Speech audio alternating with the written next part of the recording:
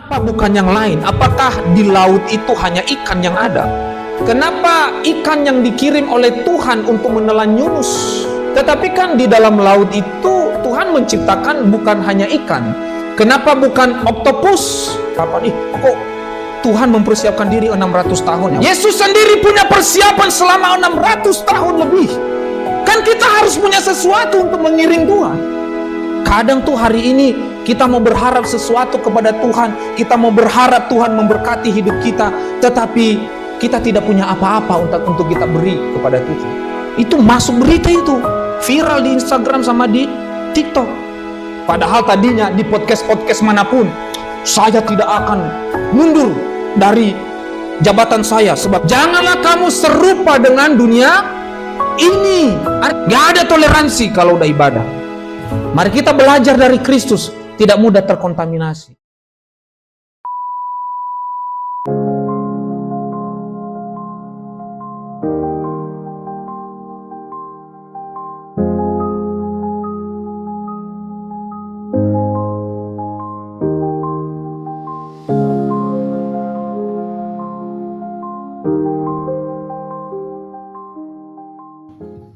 Shalom Bapak Ibu Saudara-saudari terkasih. Kita akan mulai ibadah kita pada pagi hari ini. Sebelum kita mulai, saya menghimbau semua untuk device-nya, gadgetnya boleh di silent, supaya kita dapat sama-sama fokus untuk mendengarkan, untuk merasakan hadirat Tuhan. Karena dialah Tuhan yang mengenal hati kita. Dialah Tuhan yang membawa kita untuk berada dalam pelukannya. Mari kita mau menyembah Dia. Kita mau memberikan setiap apa yang kita punya untuknya. Sebab Dia menjadikan kita berharga, menjadikan kita miliknya. Dialah Tuhan yang selalu mengenal hati kita. Mari kita mau terus rindu untuk mengejar hadiratnya. Mari kita mau terus rindu untuk datang merasakan kasih-Nya.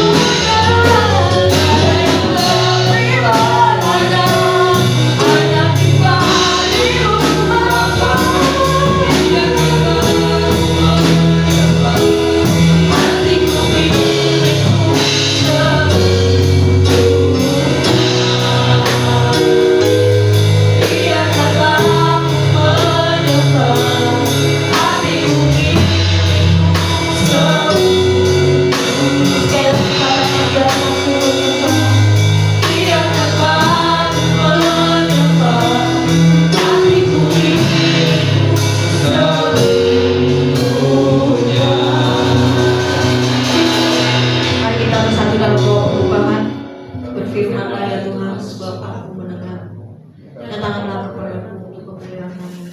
Penuhilah jiwaku dengan kasih karunia-Mu. Haleluya. Amin. Kita masih mau masuk dalam hadiratnya Tuhan, sebab betapa ajaib dan dahsyatnya karya Tuhan dalam hidup kita. Dia yang menenun hidup kita sehingga membuat kita menjadi berharga di mana-mana. Kita mau angkat wajah kita untuk memandang keindahannya. Kita mau angkat tangan kita untuk mengucapkan syukur atas berkat yang Tuhan berikan bagi kita. Kita mau bawa hati kita untuk tetap erat dengan hatinya.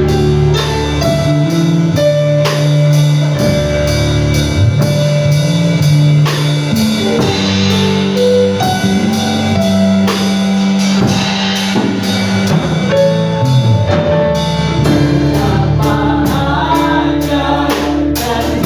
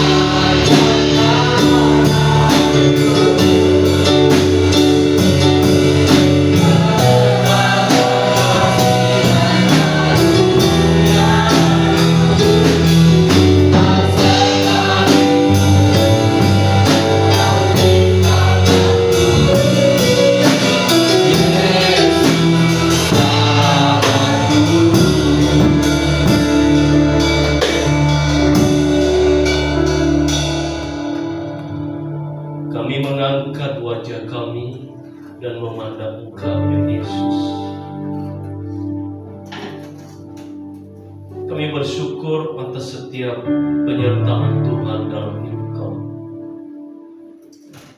Yang dimana seminggu kami melewati hari-hari yang Tuhan menyertai kami. Kami menyadari semua itu adalah anugerah Tuhan yang tidak mungkin kami dapatkan tanpa kuasa daripada Tuhan. Kami berterima kasih Bapa atas semua yang Kau beri, atas nafas hidup yang Tuhan beri bagi kami, atas pelajaran hidup yang Tuhan beri bagi kami di sepanjang minggu. Karena itu layak Tuhan dipuji, dimuliakan. Saat ini kami berdoa menyerahkan ibadah kami ke dalam tangan Tuhan. Ya Bapa, kami memohon kuasa Tuhan mengalir. Terlebih bagi hamba-hamba-Mu yang melayani-Mu saat ini. Mulai dari penerima tamu, kameramen, infokus, pemain musik, singer, dan WL. Kami percaya ketika kami berserah, maka kami percaya bahwa kuasa Allah akan mengalir, mengurapi setiap hamba-Mu yang akan melayani-Mu. Biarlah mereka melayani-Mu dengan kuasa daripada Tuhan. Biarlah apa yang kami perbuat Tuhan menjadi hormat kemuliaan bagi-Mu. Kami mohon kuasa Allah akan mengalir bertata dalam puji-pujian kami. Biar karena Tuhan dipuji, diagungkan, dimuliakan dalam hidup kami. Biar karena berjalannya ibadah ini dari awal hingga akhir, kami yakin bahwa karya-karya Allah akan ada dari saat kami beribadah. Kami berdoa bagi hamba-Mu yang akan menyampaikan firman-Mu bagi kami, Pak PR. Kami percaya bahwa kuasa Allah mengalir ke atas hamba-Mu. Urapi hamba-Mu, pakai hamba-Mu menjadi alat-Mu untuk menyuarakan kebenaran-kebenaran-Mu. Dan biarkan kami jemaat yang mendengarkan akan firman.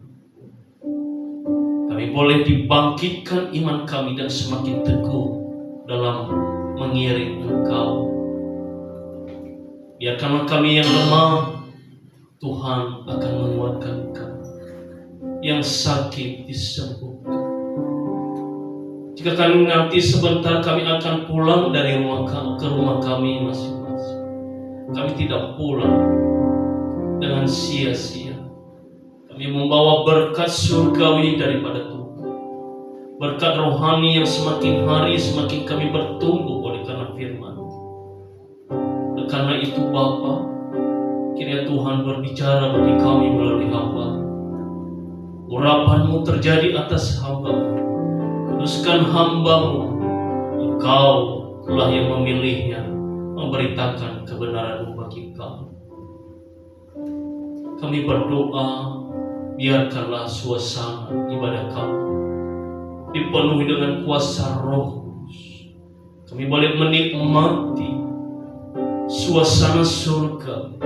Ada lawatan Allah terjadi bagi kami di tempat ini. Kami percaya bahwa ibadah kami berjalan dengan baik oleh kuasa dalam nama Yesus Kristus. Terima kasih Bapa. Inilah doa kami dan ibadah kami serahkan di dalam nama Tuhan Yesus Kristus. Haleluya. Amin. Silakan duduk Bapak Ibu, saudara-saudari. Hari ini kita ada performance ibu wanita. Jadi setelah lagu ini kita akan ibu-ibu harapan bersama kami. Kita akan memberikan persembahan pujian setelah lagu ini selesai ya. Kita masih masuk memuji Tuhan. kita masih mau menyembah Tuhan, kita mau menyanyikan pujian karena Tuhan itu sangat suka sekali dipujikan. Nah, Dia sudah memanggil kita, Dia sudah memanggil nama kita. Mari kita mau bergembira menyambut panggilannya.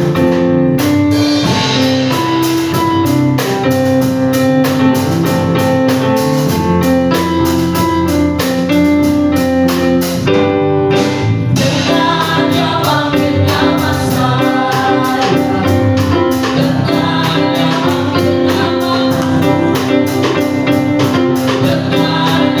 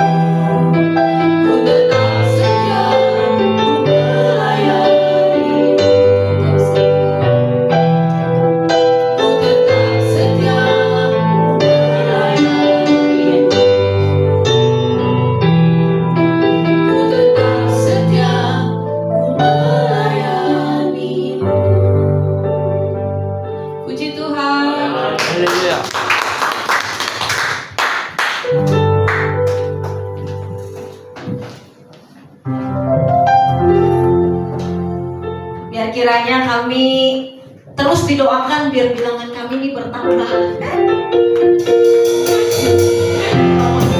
Kalau ibu-ibu di sini biar bertambah gitu ya. Biar ibu-ibu di tempat ini boleh terus tetap setia untuk melayani Tuhan. Oke, kita akan memberikan persembahan. Sebelumnya kita akan berdoa. Setelah lagu ini baru kita akan memberikan persembahan. Dialah Tuhan yang turun ke dunia. Kita tidak mau hidup di dunia ini tanpa hadirat Tuhan. Kita tidak mau kompromi. Kita mau mendapatkan Tuhan. Kita mau hidup terus di dalam setiap firman-Nya Tuhan. Kita mau terus hidup karena dialah Tuhan menjadi kebenaran, dan kita mau memilih Tuhan. Tuhan yang mulia turun ke dunia.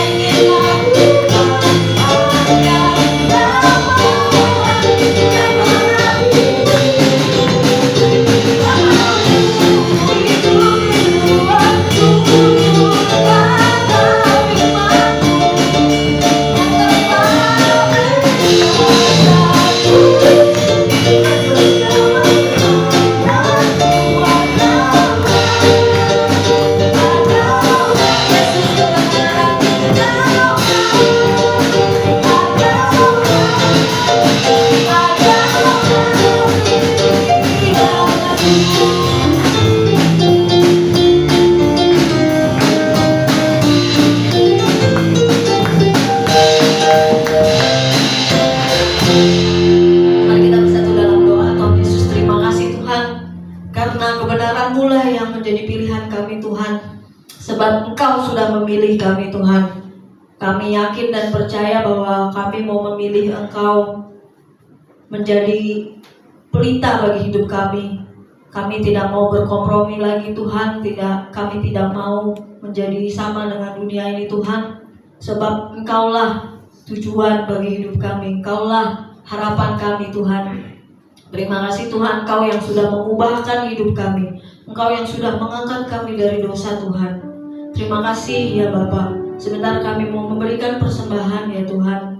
Kiranya Engkau yang mengurapi setiap persembahan kami, setiap tangan-tangan yang dapat memberi maupun yang tidak dapat memberi Tuhan.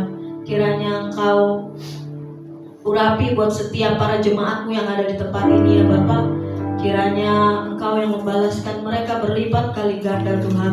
Engkau yang urapi buat setiap jemaat-Mu di tempat ini dalam pekerjaan mereka, pelayanan mereka, studi mereka, karir mereka, kesehatan mereka, semuanya Tuhan yang urapi Tuhan. Terima kasih ya Bapak. Kami mau mempersembahkan seluruh persembahan kami ini untuk kemuliaan nama-Mu. Kiranya persembahan kami boleh membantu untuk memperluas kerajaan-Mu di tempat ini Tuhan. Terima kasih Tuhan Yesus, di dalam nama Tuhan Yesus kami sudah berdoa dan mengucap syukur, haleluya. Amin. Silakan duduk, yang bertugas saya persilakan. Sebab Dialah Tuhan Yesus pokok dan kita carangnya. Mari kita mau terus melekat di dalam Dia, mau tinggal di dalam Dia, supaya kita terus bertumbuh.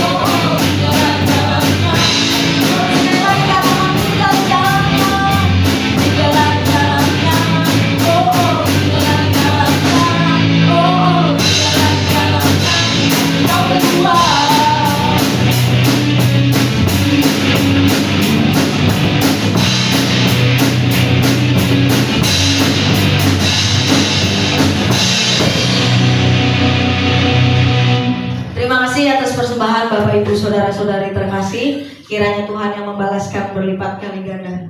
Kita mau siapkan hati kita untuk mendengarkan firman Tuhan. Kita mau minta pada Tuhan untuk membentuk hidup kita, karena kita adalah bejana di dalam tangannya Tuhan. Biar kita boleh terus dipakai oleh Tuhan, menjadi alatnya Tuhan dalam rumahnya. Kita mau minta Tuhan untuk membentuk seturut kehendaknya. Kita mau jadi seperti Tuhan yang selalu disempurnakan. Biar kiranya hidup kita terus berguna, hidup kita terus dipakai oleh Tuhan.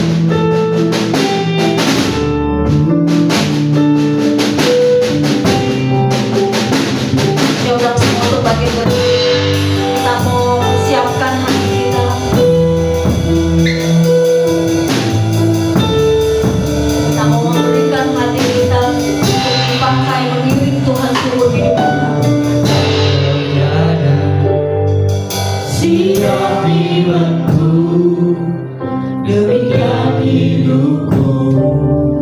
di tangan-Mu.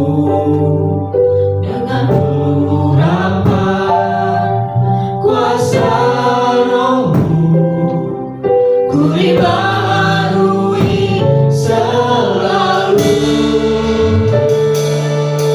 Jadikan ku Allah dalam rumah-Mu, inilah hidupku di tangan-Mu.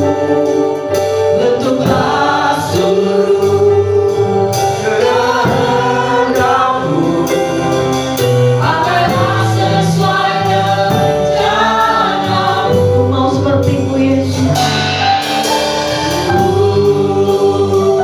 Mau seperti-Mu Yesus, disempurnakan selalu dalam setiap jalanku, memuliakan nama-Mu. Katakan kita menjadi alat di dalam rumahnya Tuhan. Kita memberikan hidup kita dalam tangan. Jadikan ku Allah dalam rumah-Mu, inilah hidupku di tangan-Mu. Bentuklah seluruh kehendak-Mu, pakailah sesuai rencana-Mu. Mau seperti-Mu Yesus. Mau seperti-Mu Yesus, sempurnakan selalu dalam setiap jalanku, memuliakan nama-Mu.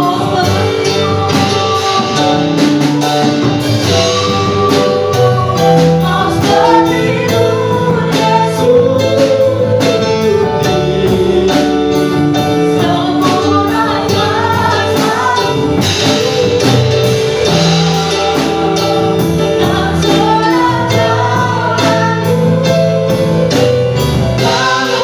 selalu dalam setiap jalanku, mau seperti-Mu Yesus, disempurnakan selalu dalam setiap jalanku, memuliakan nama-Mu. Seumur hidupku masuk dalam rencana-Mu Bapa, pikiranku, kehendakku, ku serahkan padamu. Harapanku hanya di dalam-Mu, ku kan teguh bersama-Mu Tuhan. Jadikanku berjalan-Mu.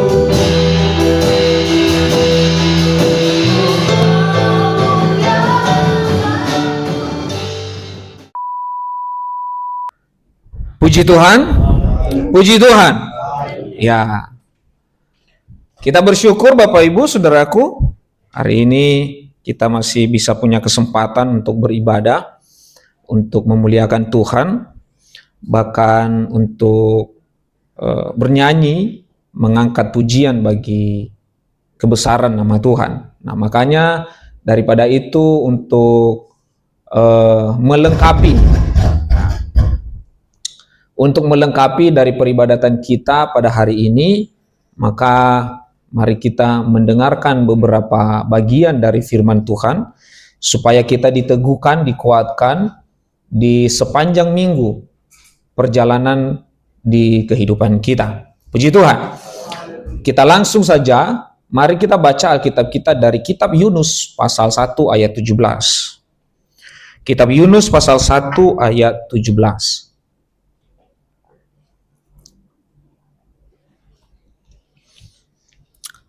Kitab Yunus pasal 1 ayat 17. Saya akan membacakan buat Bapak Ibu sekalian, dan silakan memperhatikan di dalam Alkitabnya masing-masing. Kitab Yunus pasal 1 ayat 17. Maka atas penentuan Tuhan datanglah seekor ikan besar yang menelan Yunus, dan Yunus tinggal di dalam perut ikan itu 3 hari 3 malam lamanya. Maka atas penentuan Tuhan datanglah seekor ikan besar yang menelan Yunus, dan Yunus tinggal di dalam perut ikan itu 3 hari 3 malam lamanya. Puji Tuhan. Hari ini kita akan berbicara tentang berkarakter ikan. Ya, berkarakter ikan.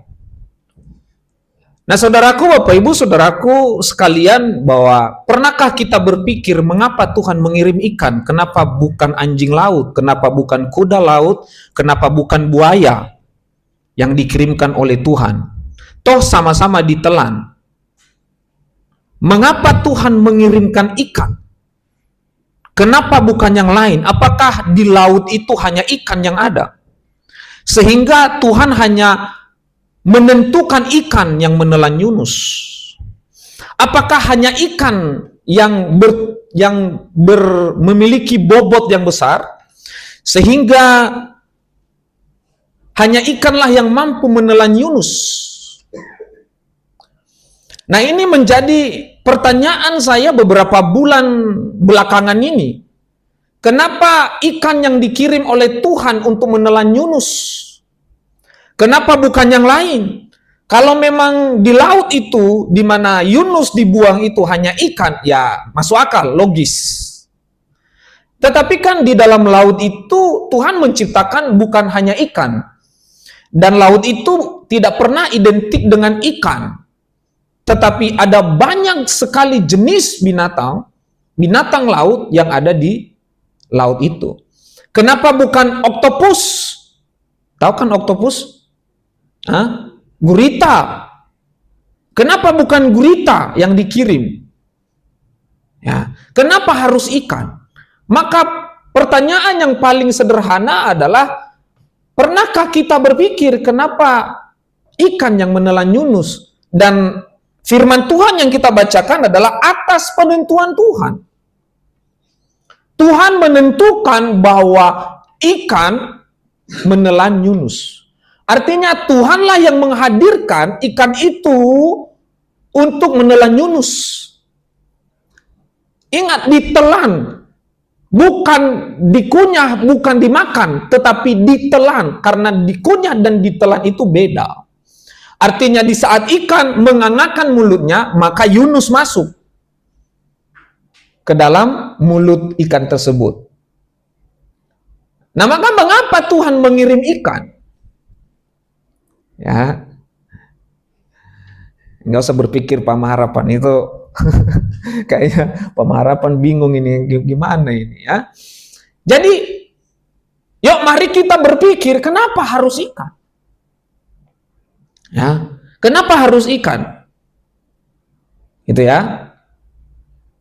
Nah, mari kita lihat konteksnya dulu ya. Ya, ini bagian akhir dari pasal 1 dari kitab Yunus, di mana dalam akhir ini adalah menceritakan tentang bagaimana Yunus melarikan diri. Saya pernah berkhotbah tentang ini. Mudah-mudahan Bapak Ibu tidak lupa kenapa Yunus lari dari panggilannya. Ya, waktu saya berkhotbah tentang judulnya kitab Kristen Yunus. Kalau lupa silakan cek YouTube kita. Nah, di situ ada ya. Nah, yang menceritakan tentang bagaimana Yunus melarikan diri dari panggilan Allah untuk berkhotbah kepada orang-orang Niniwe. Ya, Yunus diutus ke kota Niniwe agar kota Niniwe itu bertobat karena di sana segala macam dosa ada. Sehingga Allah, Tuhan kita melihat kota Niniwe itu akan, kalau mereka tidak bertobat dalam waktu berapa hari? 40 hari, maka kota Niniwe akan apa? Ditunggang balikan. Ya, itu ya. Nah, setelah dibuang ke laut oleh para pelaut atas perintah Tuhan, seekor ikan besar menelan Yunus. Jadi kita harus melihat konteks itu dulu, kenapa Yunus dibuang. Kenapa Yunus akhirnya ada di laut? Lalu kenapa Yunus akhirnya ditelan oleh ikan besar? Bahkan di dalam data Alkitab yang saya dapatkan, ya, di dalam Perjanjian Baru, ya, Yesus sering memakai perumpamaan ikan. Bahkan di dalam perjalanan pelayanan Yesus, sering sekali Yesus itu memakai ikan. Dan sering diceritakan tentang ikan. Contoh, Lukas pasal 5 ayat 4 sampai 6. Yaitu tentang, ini pertama kali Yesus merekrut murid-muridnya. Ya, di 4 versi yang ada di Matius, Markus, Lukas, dan Yohanes ya. Petrus menangkap banyak ikan setelah Yesus menyuruh menebarkan jala. Ya, lalu setelah itu nanti ketika Petrus mengatakan, "Tuhan, tinggalkan aku adalah orang berdosa." Lalu Yesus akhirnya mengatakan bahwa aku akan menjadikan engkau penjala manusia, ikutlah aku. Yang kedua, di dalam Yohanes pasal 21 ayat 6 sampai 11, setelah kebangkitan Yesus menyuruh murid-murid menebar jala dan mereka menangkap 153 ekor ikan besar. Ini dalam perjalanan dalam 40 hari di mana Yesus mengumpulkan kembali para murid-murid yang sudah menyebar kemana-mana. Ada yang kembali ke laut, ada yang kembali kepada profesinya masing-masing, dan juga ada yang bersembunyi. Lalu Matius 17, Yesus menyuruh Petrus mengambil uang dari mulut seekor ikan. Untuk apa? Untuk membayar pajak. Apa yang Yesus katakan? Supaya kamu tidak menjadi batu sandungan. Maka pergi, ikan yang pertama kali engkau tangkap, buka mulutnya, maka ambillah uang dari mulut itu, lalu bayar pajak kepada pemerintah. Ikan lagi. Ya. Matius 7, atau siapakah di antara kamu jika anaknya minta ikan, akan memberikan ular kepadanya? Dipakai lagi perumpamaan itu, ikan lagi. Matius 13, perumpamaan tentang pukat yang menjala berbagai jenis ikan. Tahu pukat kan? Bukan alpukat. Pukat itu adalah sama seperti jala. Nah, itu pukat. Itu ya. Nah, perumpamaan tentang pukat yang menjala berbagai jenis ikan. Matius 14 dan 15, di mana Yesus, pada Matius 14, Yesus memberikan makan 5.000. Apa yang ada pada saat itu? Ketika Yesus memberi 5.000 orang makan? 5 roti? Bukan 5 ikan 2 roti ya, karena kadang-kadang salah orang begitu ya. Lalu di Matius 15, kembali Yesus memberikan makan 4.000 orang dengan roti dan berbagai macam ikan. Tidak disebutkan berapa jumlah di situ. Tetapi di Matius 14 secara spesifik disebutkan ada 5 roti, 2 ikan. Tetapi di pasal 14 itu hanya dikatakan dan berbagai macam ikan. Ikan lagi tuh. Emangnya nggak ada apa yang lain hari itu ya? Hanya roti dan ikan emang yang ada. Dan sehingga hanya ikan yang muncul. Apakah ini satu kebetulan? Apakah ini karena memang itunya yang mereka bawa? Apakah satu kebetulan ada anak kecil membawa ikan dan roti? Sehingga anak itu dengan cepat-cepat lalu datang dan mengatakan kepada Yesus, yang ada pada kami hanya roti dan ikan. Ya. Lukas 24, setelah bangkit, Yesus makan sepotong ikan goreng di hadapan murid-muridnya. Nah, ternyata di dalam Alkitab itu ada ikan goreng. Ikan goreng lagi tuh, ikan lagi. Ya. Ikan lagi. Yang Yohanes pasal 21, Yesus menyediakan roti dan ikan panggang bagi murid-muridnya. Ya, di tepi danau. Murid-muridnya itu kan bukan hanya nelayan ya. Ya enggak?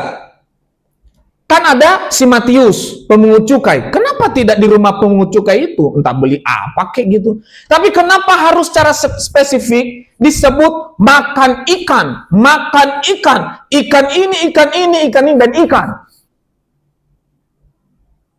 Dan kenapa Yunus ditelan oleh ikan? Ya. Maka ini menjadi pertanyaan besar bagi saya, dan semoga menjadi pertanyaan besar juga bagi kita hari ini. Kenapa harus ikan? Ya. Yang ada kan di dalam Alkitab itu adalah singa, ya enggak? Singa dari apa? Singa dari Yehuda gitu kan? Lalu apalagi naga, ular. Tapi orang jarang membahas tentang ikan. Padahal ini penting bagi kekristenan. Ikan itu adalah lambang kekristenan. Loh kok bisa Pak? Pelan-pelannya, kita bahas pelan-pelan. Nanti di akhir saya akan beritahukan kenapa ikan itu menjadi simbol dan lambang orang Kristen. Ya. Mengapa ikan? Ternyata ikan itu dalam bahasa Yunani, ya, terpaksa saya harus pakai bahasa Yunani supaya kita bisa menalar ke sana. Yaitu bahasa Yunaninya ikan itu adalah iktus. Iktus itu apa Pak? Ikan. That's it. Nggak ada yang lain. Tapi kenapa itu penting? Nih, karena kata iktus itu menjadi akronim teologis yang sangat penting. Iktus itu menjadi akronim dalam teologis orang Kristen. Kenapa begitu Pak? Kita lihat. Nah, ini urutannya ya, iktus dari atas ke bawah. Iktus. Jadi huruf besar semua. Jadi kalau dalam bahasa Yunani itu ada akronim. Jadi setiap kata, setiap huruf bahasa Yunani itu punya arti. Sama seperti bahasa Ibrani. Setiap kata bahasa Ibrani itu punya arti masing-masing. Nah, maka kita lihat iktus itu apa? Kita lihat ya. Nah, mana nih? Kok nggak muncul dia? Oke. Nah, iktus itu yang pertama adalah Iosus. Ya, Iosus. Jadi tulisannya itu seperti Iosus dan Kristos, Theo, Huios, dan Soter. Akronimnya tuh seperti itu. Artinya apa Pak? Ios itu adalah Yesus, Kristos itu adalah Kristus, Theo itu adalah Allah, Huios itu adalah anak. Itu dibahas di dalam Ibrani juga tentang Huios itu. Ada anak-anak gampang, ada anak-anak, dan itu dia memakai kata Huios. Lalu ada Soter, Soter itu juru selamat. Kalau akronim ini digabung, maka artinya adalah iktus itu artinya ketika digabung dalam akronim bahasa Yunani adalah Yesus Kristus, anak Allah, juru selamat.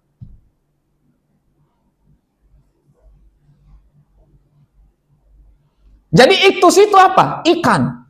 Tapi akronim ikan, iktus itu dalam bahasa Yunani, dalam teologi Kristen adalah Yesus Kristus, anak Allah, sang juru selamat.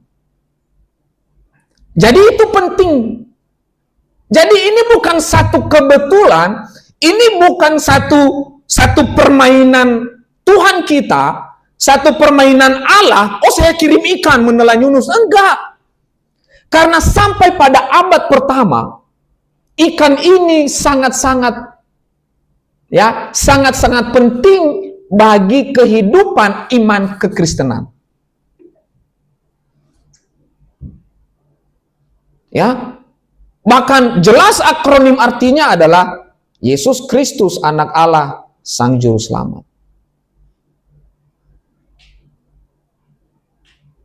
Jadi ini bukan kebetulan, bukan satu kebetulan tadi Yesus makan ikan, lalu ketika dia bangkit lalu dia menyuruh lagi murid-muridnya menangkap ikan, bukan. Tetapi ini satu nubuatan yang terjadi dalam kehidupan kekristenan bahkan hingga sampai pada hari ini. Yesus sedang memberitahukan kepada murid-muridnya bahwa aku Yesus Kristus anak Allah, Sang Juru Selamat. Maka ikan itu adalah, dia sedang memberitahukan itu kepada murid-muridnya dan kepada kita hari ini. Ikan itu melambangkan karakterku sebagai Yesus, sebagai Tuhan, sebagai Allah. Loh kok bisa gitu Pak? Kok ikan jadi karakter Tuhan? Kan gitu. Ya. Dia sedang memberitahukan itu kepada murid-muridnya. Ketika dia bangkit, lalu dia datang kepada murid-muridnya, lalu dia datang ke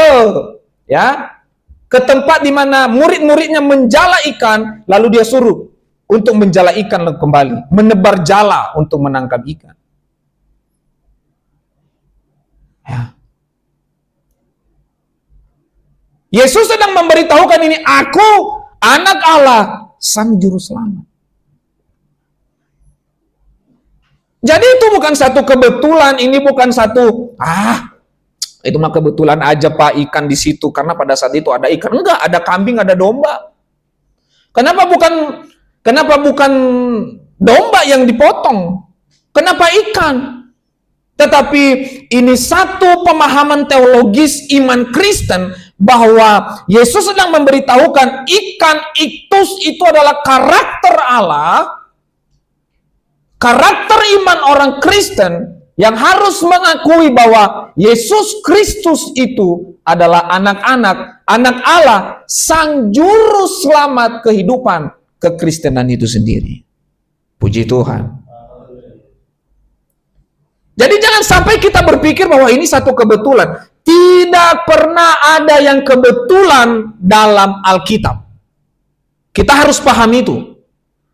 Tidak ada yang kebetulan di dalam Alkitab. Tidak ada. Ya. Tetapi yang ada di dalam Alkitab adalah semuanya adalah kebenaran. Maka ketika disebutkan ikan, bahkan itu bukan kebetulan. Tapi memang itu kebenaran yang harus kita terima hari ini, bahwa iktus itu secara meluas, secara mendalam, bahwa diartikan Yesus Kristus, anak Allah, Sang Juru Selamat. Jadi mengapa ikan? Mengapa ikan? Ya, tapi ingat, ini ikan yang berkarakter Kristus. Beda sama ikan orang Kristen hari ini. Mudah tertipu. Ikan orang Kristen tuh hari ini tuh mudah tertipu. Ya, mudah tertipu. Meskipun ikan itu sehat, meskipun di antara kita ada yang tidak mau makan ikan, karena dia takut mungkin karena ikan itu Kristus, jangan dimakanlah ini Kristus ini. Ikan soalnya kan. Ya. Kristen yang saya ceritakan di sini adalah ikan yang saya ceritakan di sini adalah ikan yang berkarakter Kristus. Tapi ikan yang terjadi pada hari ini di antara orang Kristen adalah ikan yang mudah tertipu.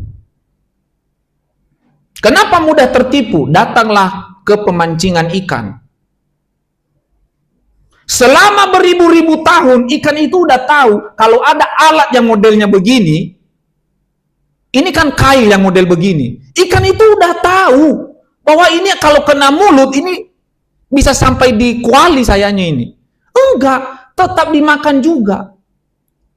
Nah orang Kristen tuh hari ini tuh seperti itu. Mudah tertipu. Baru lihat pendetanya bawa mobil Fortuner. Diberkati, haleluya. Dia lebih percaya yang bawa Fortuner daripada yang bawa motor seperti Bapak Maharapan. Enggak diberkati itu. Masa motornya begitu. Ini dong pendetanya. Ini. Orang Kristen hari ini tidak seperti ikan yang saya ceritakan. Tetapi orang Kristen hari ini adalah orang Kristen yang mudah tertipu. Ya.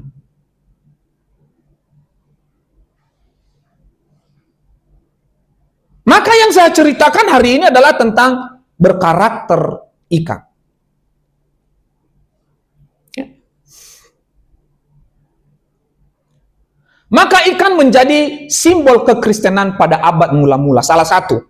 Nah, nanti kita akan bahas jika ada waktu tentang simbol kekristenan di abad mula-mula. Salah satunya itu adalah ikan.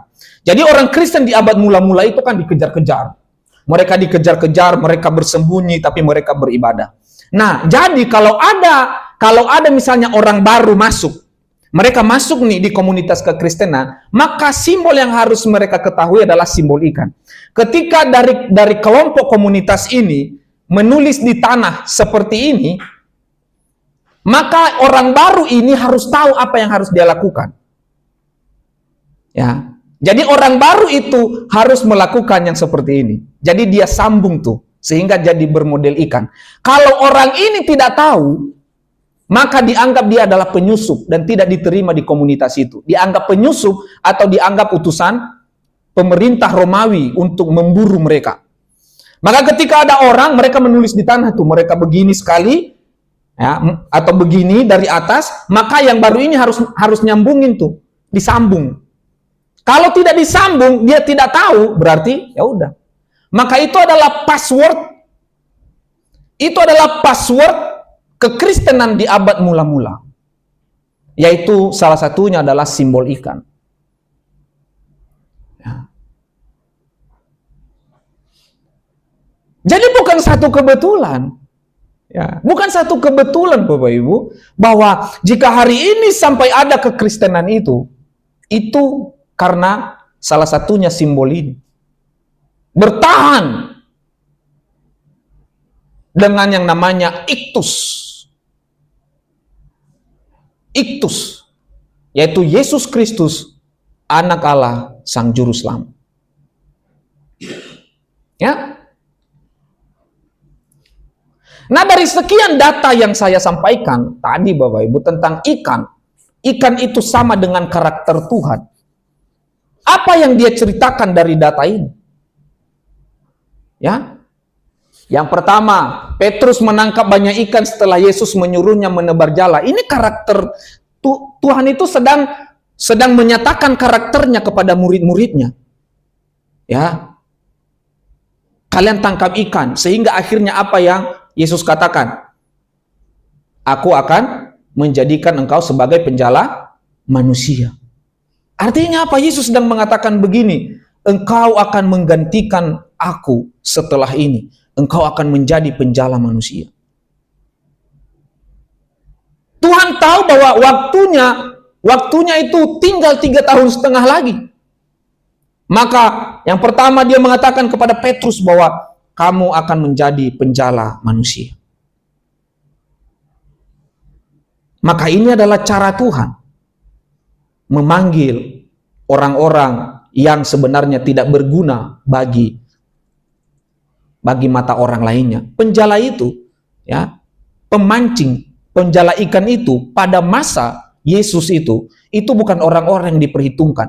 Penjala ikan, terus penggembala domba, itu mereka bukan orang-orang yang dianggap tidak berguna. Tetapi Yesus datang memilih mereka, orang yang dianggap tidak berguna ini menjadi penjala manusia. Yang artinya Yesus sedang menunjukkan karakternya bagi manusia bahwa aku memilih engkau karena orang menganggap engkau tidak berguna. Puji Tuhan. Puji Tuhan. Maka hari ini sebenarnya kita ini adalah, Yesus itu adalah pemulung yang setia. Dia memulung kita. Dia mengambil kita dari kubangan dosa. Dia pulung. Dia mengambil kita. Kita ini semua sampah pada awalnya. Nggak berguna. Tetapi Yesus datang. Dia memungut kita dari kubangan dosa. Lalu dia bersihkan. Dia bersihkan sampai bisa layak untuk berdiri di hadapan orang. Jadi kalau ada orang Kristen sekarang sombongnya minta ampun, perlu dipertanyakan, dia dipungutnya dari mana? Dari kubangan apa? Ya, jangan-jangan gara-gara itu. Setelah kebangkitan Yesus menyuruh murid-murid menebar jala dan mereka menangkap 153 ekor ikan. Bapak Ibu bisa baca semua ini di dalam Alkitab. Tetapi apa yang mau saya katakan bagi Bapak Ibu sekalian? Yaitu tentang apa yang engkau punya untuk menghadirkan Tuhan di setiap dimensi hidupmu. Apa yang kita punya? Ya. Mungkin Bapak Ibu bertanya, oh berarti kalau menghadap Tuhan kita harus punya. Iya, betul. Tapi saya nggak punya uang. Tuhan nggak butuh duitmu. Tapi apa yang kau punya? Hati seperti apa yang kau punya? Perhatikan baik-baik. Semua data yang saya dapatkan ini di dalam Alkitab, Yesus hadir, tapi murid-murid itu punya sesuatu untuk dinikmati oleh Tuhan. Murid-murid punya apa? Jala. Mereka punya jala. Untuk apa? Untuk Yesus perintah. Pergi ke tempat yang paling dalam. Kita ini berdoa mati-matian, berdoa ampun-ampunan, tapi kita nggak punya apa-apa untuk kita beri kepada Tuhan. Lalu bagaimana Tuhan hadir dalam hidup kita? Kalau kita nggak punya apa-apa, kalau nggak ada yang bisa diandalkan oleh Tuhan bagi kita. Sedangkan seluruh data yang saya terima itu, yang saya selidiki di dalam perjanjian baru itu, Tuhan hadir di sana karena murid-murid tahu, karena Yesus tahu bahwa murid-muridnya punya sesuatu. Mana yang lebih penting? Kasih ikan atau kasih kail? Hah? Mana yang lebih baik? Kita memberikan ikan atau kita memberikan kail? Kail. Karena kalau kail bisa memancing ikan banyak. Tapi kalau hanya ikan, itu sekali makan. Maka Yesus tuh seperti itu. Kalian punya apa? Maka di dalam Amsal mengatakan, jangan engkau datang kepadaku kalau tidak membawa sesuatu di tanganmu. Wah, itu jelas loh. Artinya apa? Untuk menghadirkan Tuhan dalam hidup kita, hidup keluarga kita, pekerjaan kita, anak-anak kita, bahkan seluruh dimensi hidup kita, lu harus punya sesuatu. Ya. Minimal yang kau punya adalah taat, setia, berbakti, mengabdi kepada Tuhan. Bukan karena saat sakit lalu baru kita menyebut Tuhan. Bukan saat kita miskin baru kita menyebut Tuhan. Bukan saat kita menderita baru kita menyebut Tuhan. Enggak. Murid-murid ketika Yesus tahu mereka punya sesuatu, mereka adalah orang-orang yang setia, mereka adalah orang-orang yang mengikut Kristus, maka Yesus hadir di sana. Bahkan dalam satu waktu, Yesus sendiri yang datang membawa ikan panggang kepada mereka.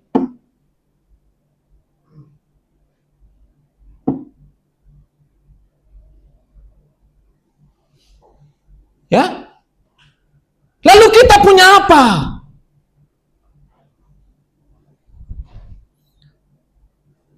Tuhan kita Yesus Kristus sudah berusaha seinisiatif mungkin. Dia sudah seinisiatif mungkin mempersiapkan dirinya hanya untuk menjadi manusia. Tapi herannya kita tidak pernah punya inisiatif. Ya.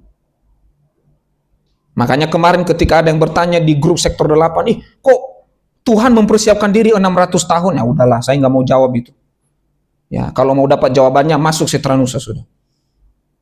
Ya, karena itu pemaknaan teologis yang panjang.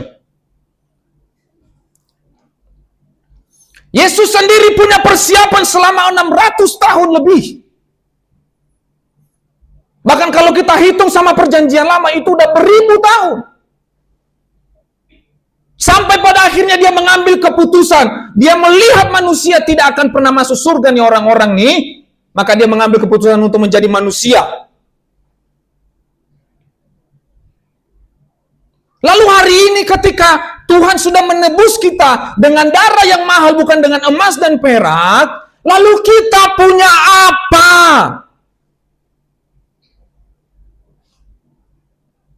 Jangan coba-coba undang Tuhan kalau engkau tidak punya apa-apa. Ini bukan masalah uang. Ini bukan masalah harta, ini bukan masalah kekayaan, tetapi hatimu, pemikiranmu, itu engkau harus punya hanya untuk Tuhan. Mengiringmu seumur hidupku. Engkau mengiring Tuhan itu, mengiring seperti apa? Kan kita harus punya sesuatu untuk mengiring Tuhan.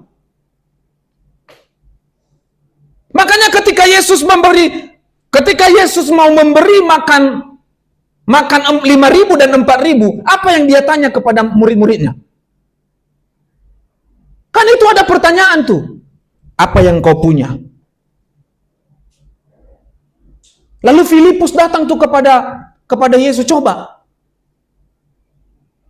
Guru, kalau kita ngasih mereka makan, tidak sempat beli roti di kota, jauh. Dia tanya kepada murid-murid, kalian punya apa? Karena murid-muridnya tidak punya apa-apa, akhirnya ada 2 anak kecil yang maju ke depan, membawa 5 roti, 2 ikan. Yang penting itu adalah, lu punya apa? Kalau lu berharap Yesus, Tuhan memberkati hidup kita, kamu harus punya sesuatu yang bisa Tuhan nikmati di dalam kehidupan keluargamu, di dalam kehidupanmu bersama dengan Tuhan secara personality. Kita harus punya itu. Kalau hal yang paling kecil saja kita tidak bisa setia, bagaimana engkau bisa berharap perkara yang besar?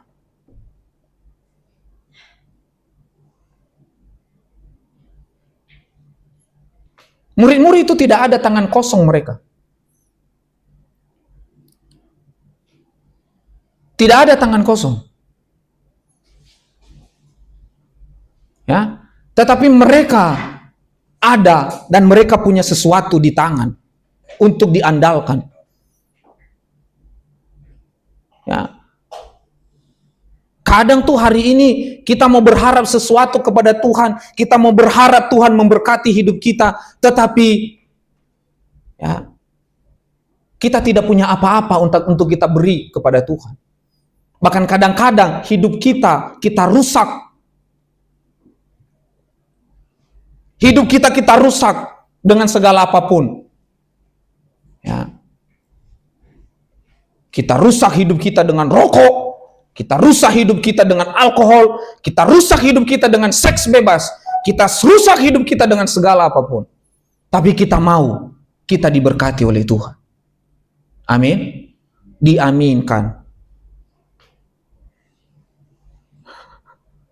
Ya. Keinginan kita kan diberkati oleh Tuhan, amin? Amin enggak? Tapi kenapa kita rusak hidup kita? Hidup kita sudah tidak setia, tapi kita juga rusak tuh hidup. Ya. Ada yang khotbah tadi malam. Pergumulannya pengen kuliahnya cepat selesai. Tahun depan sudah skripsi. Wah, luar biasa kan pergumulannya. Tuhan dengar sih iya. Pasti Tuhan dengar itu. Tuhan dengar pasti. Tapi pertanyaan Tuhan adalah, lu punya apa? Ya. Murid-murid tak pernah Tuhan berkati kalau murid-murid itu tidak punya sesuatu.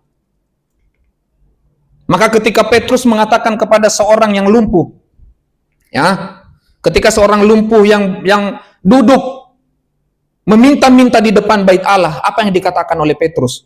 Aku tidak punya emas, aku tidak punya perak, tapi berdiri dan berjalan. Ya, apa yang dipunyai oleh si lumpuh ini? Apa yang dia punyai? Dia punya keberanian untuk meminta. Apa yang dipunyai Petrus? Dia punya Yesus yang mampu menyembuhkan si orang lumpuh ini. Kalau kita enggak, kita pengen minta terus, minta lagi minta. Kalau Tuhan mau bertanya, lu punya apa? Ya. Saya ngomong ke siapa kemarin ya? Ke Ray. Waktu kita lagi jalan dari rumah ke depan, waktu istri saya libur tuh, saya bilangin, Rey kalau mau masuk surga ada di Duku Jamrut tuh, 1 juta. Ada kan? Tapi udah dibubarin sih. Duku Jamrut tuh Blok S. Tapi dibubarin. Karena banyak sekali orang yang datang ke sana mendaftar untuk masuk surga. 1 juta doang udah bisa beli kafling. Itu masuk berita itu. Viral di Instagram sama di TikTok. Belum tahu ya? Tahu? Iya. Ya. Punya apa dia? Punya apa coba dia? Punya janji. Ya, punya janji. Bayangkan, masuk surga aja, kamu harus datang bawa uang. Lah apalagi kita. Kita ini udah nggak taat, nggak setia, tapi pengen masuk surga. Apa itu namanya? Ya, nggak usah saya sebutin lah. Joy pasti udah tahu itu. Ya, itu ya. Jadi jika Tuhan mau memberkati hidup kita, maka kita harus punya sesuatu yang dimana Tuhan bisa hadir di sana.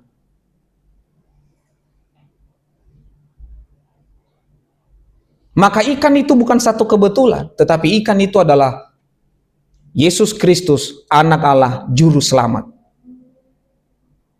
Jadi kalau mau kita hidup, kalau kita mau selamat, kalau kita memang mengakui bahwa Yesus Kristus itu adalah anak Allah, maka kita perlu bagaimana kita hidup dalam keselamatan itu. Kita harus punya sesuatu untuk tetap Tuhan ada di sana. Bukan malah merusaknya. Jangan engkau rusak yang udah diberi. Yang udah diberi aja kita rusak. Apalagi menghadirkan yang baru. Susah.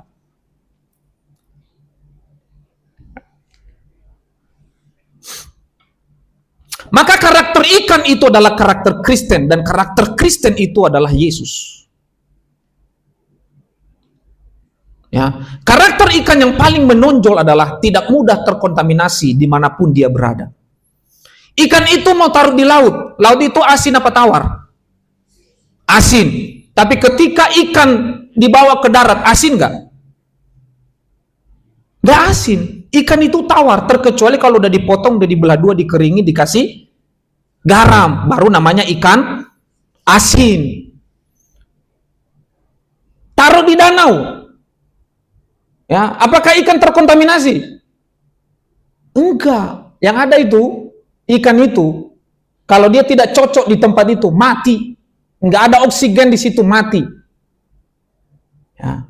Dulu di Danau Toba, ikan itu mati karena diracun. Ya. Hanya satu kemungkinan ikan mati itu adalah karena beracun. Beracun itu berbagai macam, di bom. Bom itu kan racun. Tetapi karakter ikan yang paling menonjol itu adalah dia tidak pernah terkontaminasi dimanapun dia berada. Sama halnya dengan Yesus, taruh di dalam dunia, terkontaminasi enggak? Tidak. Dia tetap menjadi manusia Allah yang suci. Justru dia datang apa? Menanggung dosa manusia, membawa itu disalib, dan sehingga manusia menjadi suci. Dan Yesus disalib, sehingga dosa mati disalib, dan kesucian dan keilahian Yesus itu tetap. Yesus itu tidak pernah terkontaminasi. Justru yang terjadi adalah manusialah yang gampang terkontaminasi. Ya, baru dikit, baru nongkrong dikit. Wah, elah cepat banget sih lu pulang, ilah. Ngapain sih emangnya lu punya istri di rumah, lu punya anak, ilah. Bentar lagi lah. Bentar. Jam 3 pagi. Bentar. Jam 4 pagi. Ya. Baru main game dikit. Gua ini dulu ya. gua keluar dulu ya, soalnya gua ada kerjaan. Ya elah, jam berapa sih lu kerja? Jam 5. Ya elah, baru jam 2 sekarang.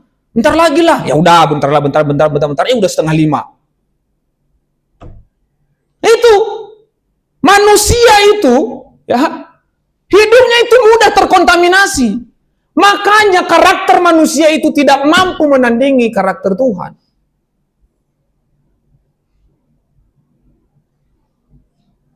Tapi di dalam Petrus, di dalam surat Petrus mengatakan, kalau memang engkau percaya dengan Kristus, maka engkau wajib hidup seperti Kristus. Lah ini kita enggak, adanya terkontaminasi. Ya. Maka kita itu mudah sekali terkontaminasi. Ada gosip dikit, telinga langsung pasang. Ya, ada berita yang agak hot, ya. Sekarang mah yang bergosip bukan hanya ibu-ibu, dulu ya. Nah, ibu-ibu sekarang nggak bergosip, bapak-bapak juga bergosip. Kalau udah kumpul bapak-bapak, yang diceritakan apa? Ya, yang diceritakan kalau pendeta, yang diceritakan. Kalau para pendeta, apa yang diceritakan? Jemaatnya. Itu pasti. Atau rekan pendeta. Atau sintuannya. Atau guru Injilnya. Harusnya mah kita udah dengerin aja. Nggak usah nimbrung. Nah inilah karakter Kristen. Mudahnya terkontaminasi. Sedangkan Yesus itu tak pernah terkontaminasi. Apa yang dikatakan iblis kepada Yesus? Lapar kan lo? Udah 40 hari kan? Coba rotinya diubah jadi roti. Ya, coba batunya diubah jadi roti. Ya. Kalau kita begitu gimana? Kalau engkau benar anak Allah, Joy, kalau kau benar anak Pak Guru itu kan masa mudanya ganteng tuh. Ya, kalau kau benar anak Pak Guru, coba buktikan. Ya. Kalau kamu benar jemaat Grand Wisata, ya, gembalamu itu seorang dokter, coba buktikan ilmu pengetahuanmu. Oke. Nah, itu kan? Itu tuh kita tuh. Mudahnya terkontaminasi cara berpikir kita. Ya. Tapi mulai berdalih, tantangan itu membuat kita bertumbuh. Kalau dia tidak bisa gimana? Kan mempermalukan. Apalagi dengan kata-kata, katanya gembalamu itu dokter. Masa kamu nggak punya ilmu seperti gembalamu? Tahu dong, enak aja. Maksudnya mau supaya tidak mempermalukan gembalanya, kan begitu? Ditantanglah. Terakhir, ya, debat ngarong ngidul ke sana sini, akhirnya saling menghina pribadi. Siapa yang dipermalukan? Dirinya dan gembalanya. Kalau ada orang udah begitu, udah diem. Ya, bilang aja, kan gembalaku yang pintar, gue mah nggak pintar. Gue aja masih belajar sama dia.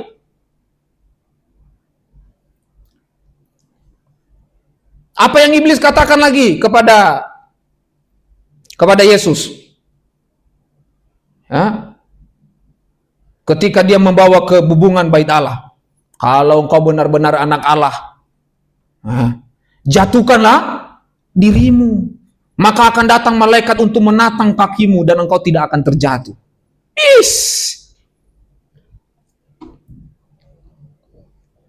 Yesus terkontaminasi dengan kata-kata itu? Lihat seluruh kekayaan dunia ini. Lihat nggak? Lihat. Aku akan memberikan semuanya ini kepadamu asal, asal kamu sujud dan menyembah kepada aku. Ku kasih semua kekayaan itu. Harta duniawi ku kasih. Kau minta apa? Minta Ferrari? Ku kasih. Minta rumah gedongan? Ku kasih. Tapi cuma satu syaratnya, sujud dan menyembah. Kalau kita seperti itu, tapi kita masuk sampai Minggu loh Pak. Kita masuk ini sampai Minggu. Ini lagi interview kerja maksudnya.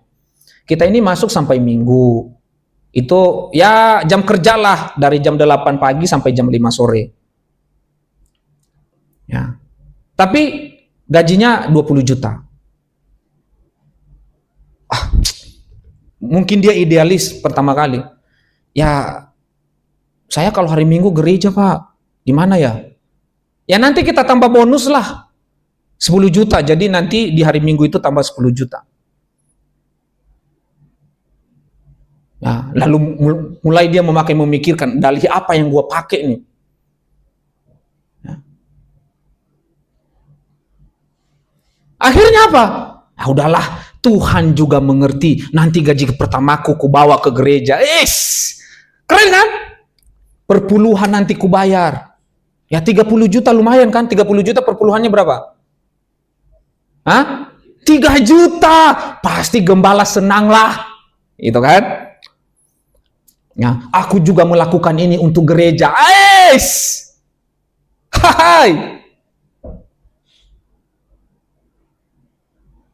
Ya?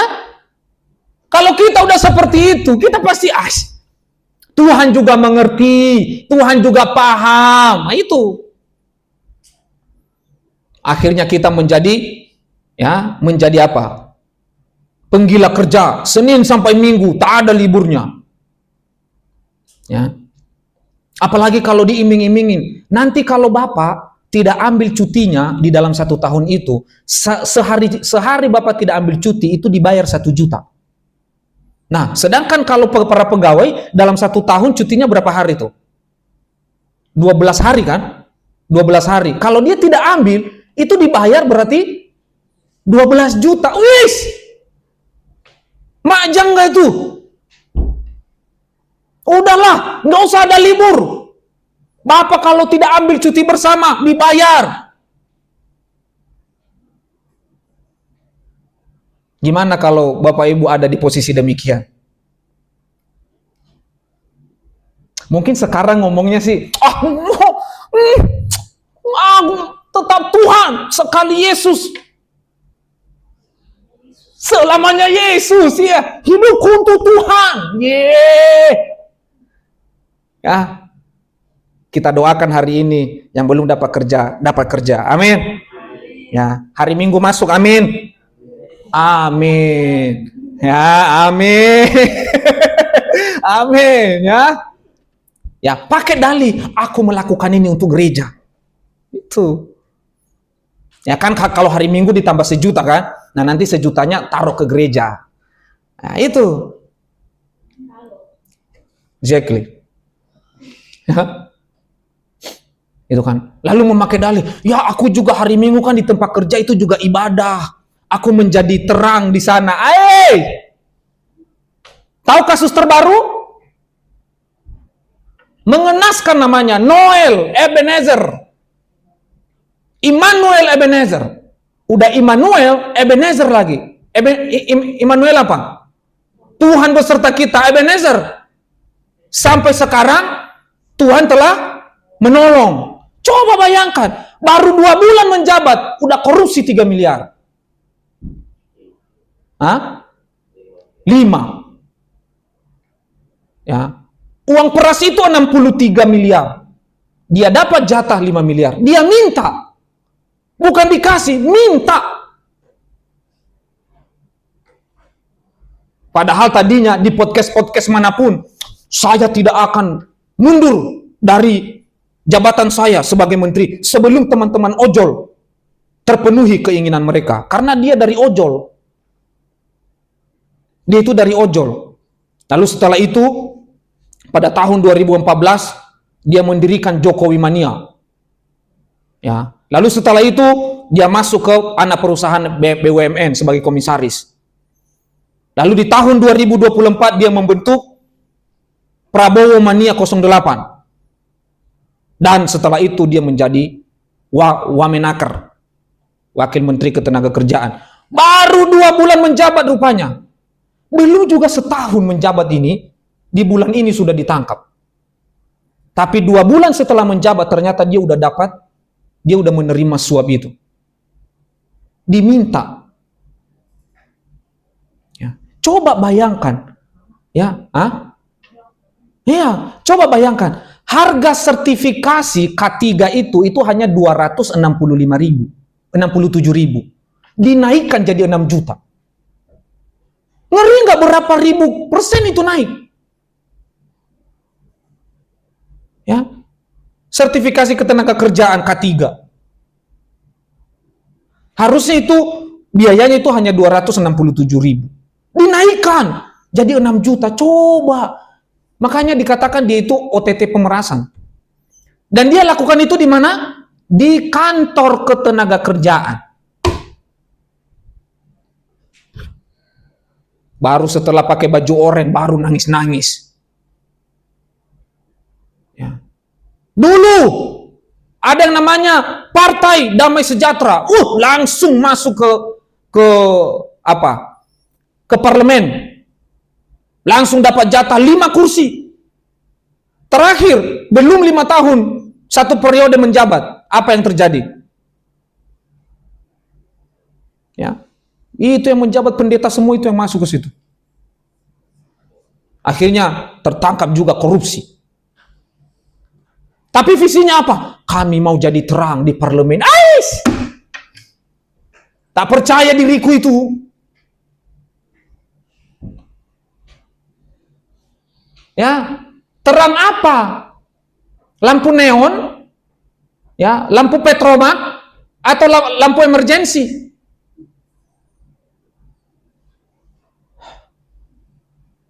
Ini karakter utama yang menonjol dari ikan tidak mudah terkontaminasi. Tetapi manusia hari ini begitu gampangnya terkontaminasi. Ya. Kita pernah khotbah tentang murid-murid yang mati martir hanya untuk mempertahankan iman mereka terhadap Kristus. Ada yang dibelah, ada yang disalibkan terbalik, bahkan ada yang ditombak, ada yang digergaji. Hari ini makin kau sangkal Yesus, kalau enggak aku potong lehermu. Ya dah, ampun dah, amin lah. Ya.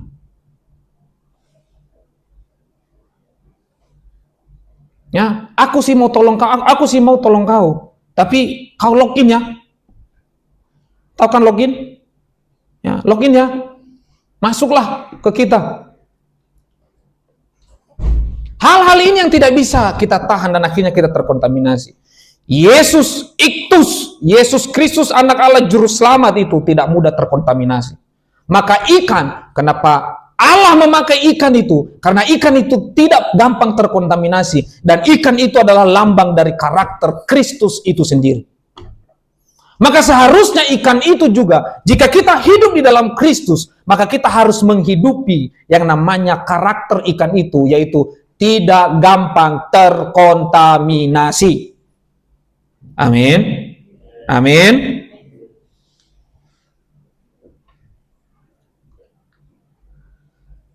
Maka ikan yang menelan Yunus menunjukkan karakter Tuhan yang menyelamatkan hidupnya dari dosa.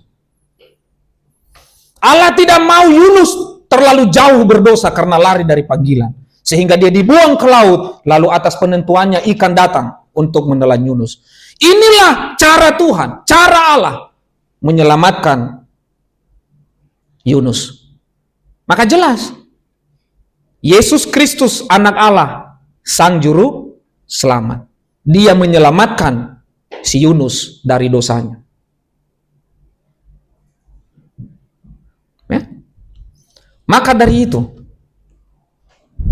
Bapak Ibu Saudaraku sekalian, Dasman, baca Roma pasal 12 ayat 2. Maka sebagai kesimpulan kita pada hari ini, Roma 12 ayat 2. Roma 12 ayat 2, janganlah kamu menjadi serupa dengan dunia ini, tetapi berubahlah oleh pembaharuan budimu, sehingga kamu dapat membedakan manakah kehendak Allah, apa yang baik, yang berkenan kepada Allah, dan yang sempurna. Amin. Amin. Ya.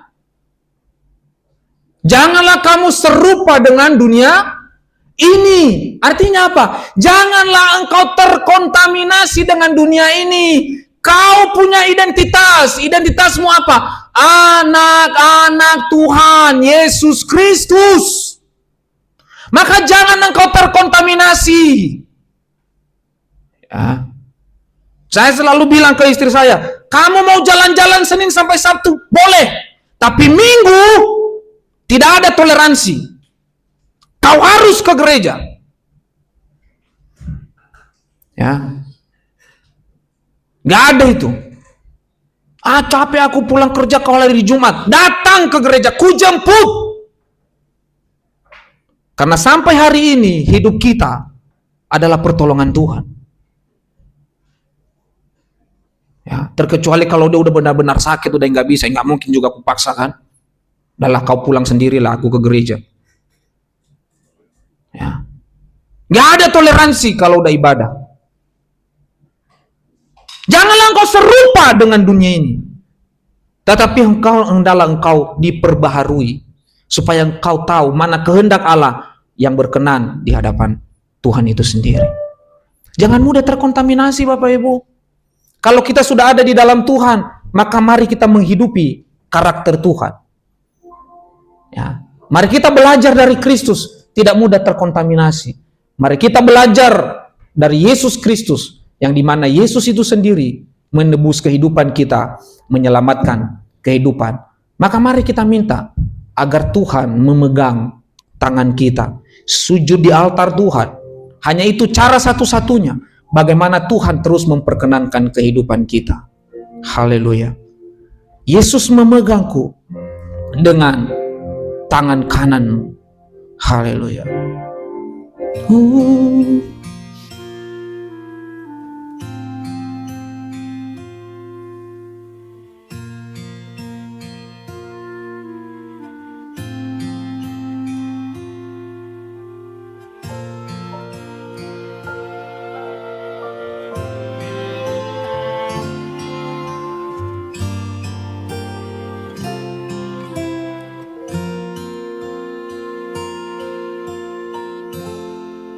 Ku tidak takut, sebab Kau besertaku.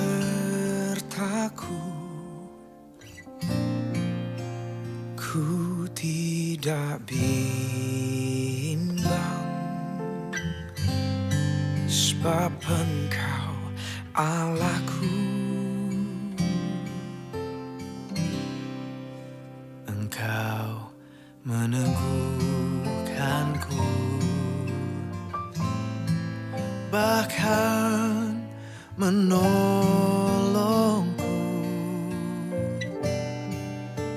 Kau batu karangku,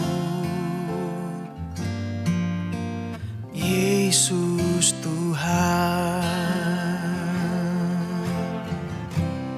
Yesus memegangku dengan tangan kananmu. Yesus memberiku kemenangan. Yesus memegangku dengan tangan kananmu. Yesus memberiku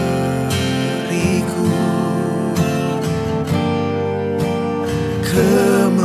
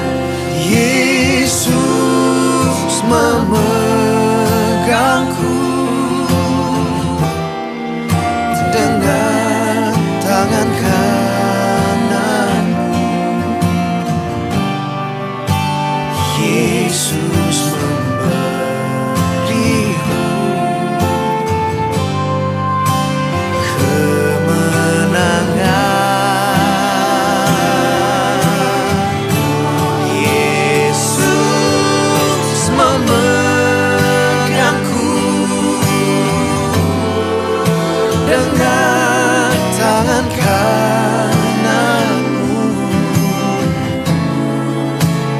Yesus memberiku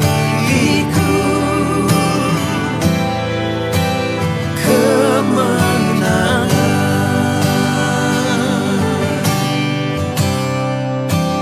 Yesus memberiku,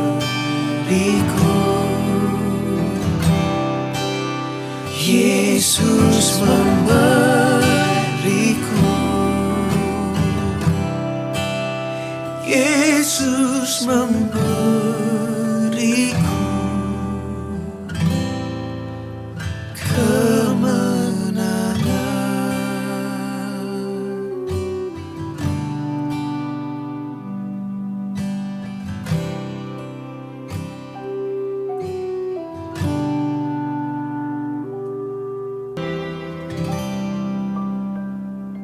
Sujud di altarnya, ku bawa hidupku, ku terima anugerahnya. Dia ampuniku dan bebaskanku.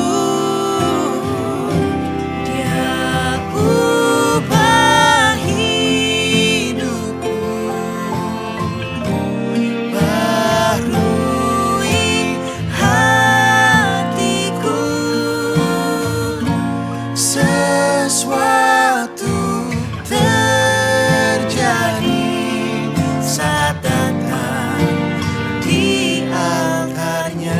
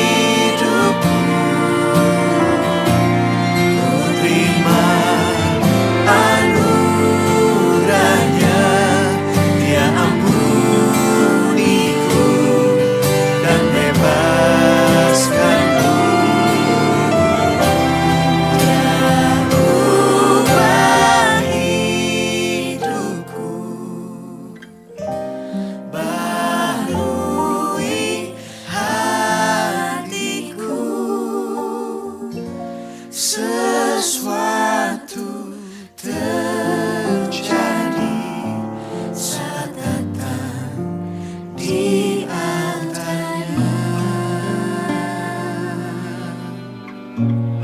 Pemulihan terjadi,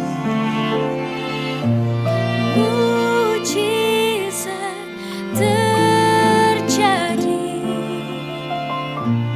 kemenangan terjadi saat datang di altarnya.